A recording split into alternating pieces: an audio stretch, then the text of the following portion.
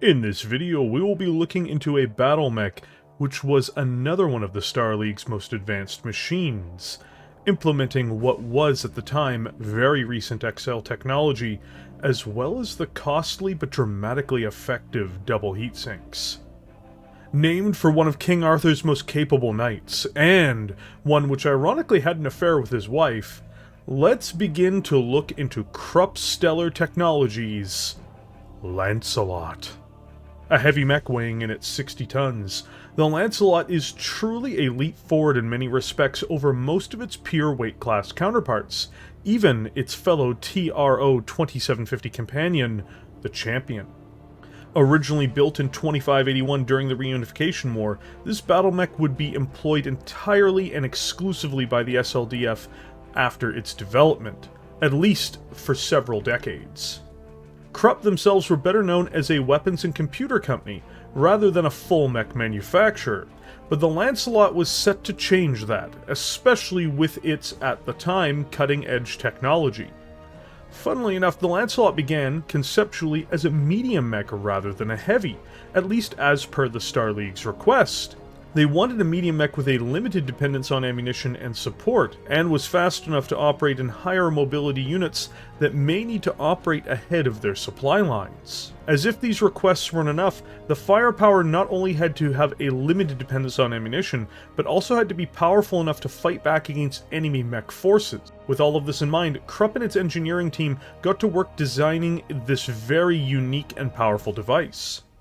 In order to make all of this happen, indeed, as you can guess, the Lancelot became a heavy mech, but it does satisfy all of the other SLDF requirements. For their initial order, the Star League would purchase almost 2 full regiments worth of Battlemechs.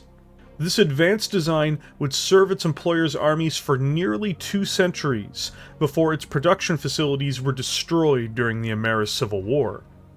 Over the Succession Wars, the remaining Lancelots were slowly whittled down until only a handful remained until the discovery of the Helm Memory Core. It is interesting that the downgrade variant was produced by Luthien Armor Works, who would also produce the more sophisticated variant once technologies were rediscovered, though these downgraded variants were not looked upon favorably, with the loss of the design's sophisticated engine system making it little more than a coffin for anyone who piloted it. The LNC-2501 would be the mainline production configuration of the Lancelot for the SLDF and the Great Houses. This specialized, expensive mech would be equipped with the most sophisticated engine technology of its time, namely the 16.5-ton Hermes 360 XL Fusion engine, which gives it a maximum speed of 97 km per hour, or 9 movement points in the tabletop game. For a mech weighing 60 tons, this is exceptional, and for its time, it was almost unheard of. This places it faster than the Champion, Dragon, or Quickdraw, and with an engine that weighs less despite performing more. While it may lack jump jets, it can keep up with lighter formations as needed even, giving it a multitude of options in regards to its mobility on the battlefield. Speed is both a weapon and armor. Engines weren't the only cutting-edge technology that the Lancelot had available to it. For cooling, this vehicle is amazingly well served by it possessing 13 double heatsinks, giving it 26 points of cooling ability. This means when firing from a static position, the Lancelot will acquire no heat from its primary systems. If moving and firing, it can take several turns for it to overheat enough for it to need to cycle its weapons fire, and this deadly bombardment is nearly impossible for all but the most powerful mechs to ignore, and even those mechs cannot ignore it from their flanks or rear.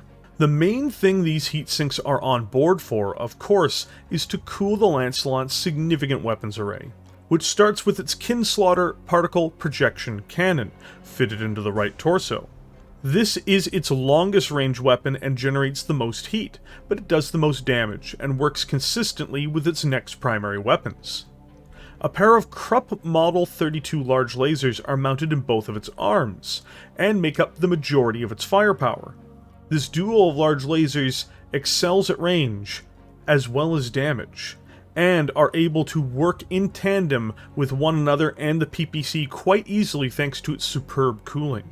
For its final backup weapon mounted into the center torso is a single Krupp Model 2 medium laser for close-range battles, likely replacing the PPC in the firing order or on turns where it may need to cycle out its PPC or large laser in order to save heat.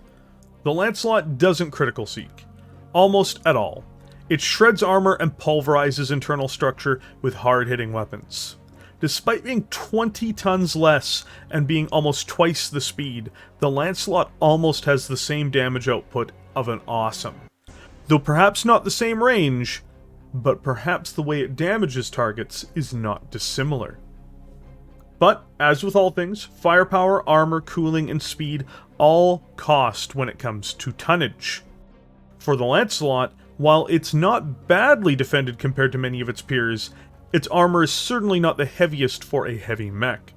9.5 tons is allocated to its protection, which is, for its speed, certainly enough, but should it get caught in a vulnerable moment, its enemies can punish it, and punish it hard. Worse, because of its XL engine, though it has no ammunition on board thankfully, this does make it vulnerable to destruction by engine loss.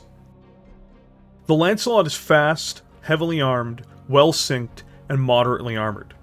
It's able to keep up not only with medium formations, but many light formations, and doesn't require a consistent influx of ammunition to keep it in the field. Its thin silhouette even assists it in many engagements. This mount for the soldiers of the Star League is more than a capable killer, running as fast as a Wasp and hitting almost as hard as an Awesome, even if it can be knocked out by enemy fire destroying its precious but fragile engine. This valued design would be lost to the destruction of the Amaris Civil War and Succession Wars, but it would be brought back to life, albeit in a more primitive form, by the Draconis Combine during the horror that was the Succession Wars, and from there after the Helm Memory Core was rediscovered. Let's take a few moments to look over a few of these variants as well. The main way the Lancelot was able to be kept alive during the Succession Wars was through Luthien Armor Works, which would produce the LNC-2502, a significant downgraded version of the mech. Without access to double heatsinks or XL engine technology, significant changes were made to the function of this mech, but not its weapons package. This would be a severe mistake on behalf of the Kuritian design teams. Dropping the engine from a Hermes 360 XL engine down to a Pitman 240 standard engine, this drops its maximum speed by 30 km per hour. The saved weight is put into additional single heatsinks. This results in the O2 being slower and being less able to safely fire its three primary weapons. The source for those weapons packages changes in terms of manufacturer, but not in terms of their configuration. This results in a heavy mech which is comparatively slow and has no improvement in armor, and has an overall effective downgrade in firepower. It would eventually be dubbed by its Combine pilots, quote, the coffin, unquote, as a result. Because of all this, production would become anemic until the rediscovery of lost technology to restore the design to its original glory. There is a variant that was used exclusively by the SLDF and its royal units, which is named the LNC-25-01SL. While this does improve its range and protection, it creates a heat problem for the design. All onboard weapons are swapped out for 3 ER large lasers and 3 more heat sinks. Its armor is upgraded to ferrofibrous. While this may seem attractive, it cannot fire all of its primary weapons without suffering fairly substantial thermal issues, even with the added sinking capacity. During the Dark Age, the Draconis Combine would make a major upgrade to the LNC series, notably the LNC-25-09, designing it to work in cooperation with their other faster, heavy mechs. It upgrades its large lasers to Clan Standard ER large lasers, and upgrades its medium laser to a medium pulse laser. It then replaces out its PPC with the horrifying plasma rifle. This machine's outer defenses is then replaced with heavy ferrofibrous. Still, the 09 offers a great deal of value, hitting harder with its lasers, for less tonnage over a longer range, and it has a plasma rifle being used to punish enemy mechs and commit atrocities against infantry and vehicle targets. Throughout its service in the Inner Sphere, the Lancelot's time has been mixed, despite its incredible initial outing. It suffered one of the most devastating downgrade packages of the 2750 mechs, losing the core of its original design. Its Star League specific variant is frankly too hot to handle and operate with, for minimal to no damage increase, with some extra range. But its Dark Age model returns to the spirit of the original, using enhanced technology to bring about a fascinating and devastating design. Perhaps it's much like its namesake, being an incredible and valued knight for King Arthur, only to fall from grace, but to return later to do battle against Mordred. Or to try to save his lover from being burned at the stake and being shamefully killed in the act. But you know, I'm aiming for the former portrayal of the symbolism. Otherwise, the Lancelot is just named after a guy who fooled around with the boss's wife and got killed for it. Thank you for joining me here today. If you enjoyed this video, please hit the like button and subscribe to the channel. There is content on this channel very frequently, and I'd appreciate your support. Also, a huge thank you to all of the YouTube members who support this channel, as these videos are possible because of viewers like you. With that, I will catch everyone in the comments section below.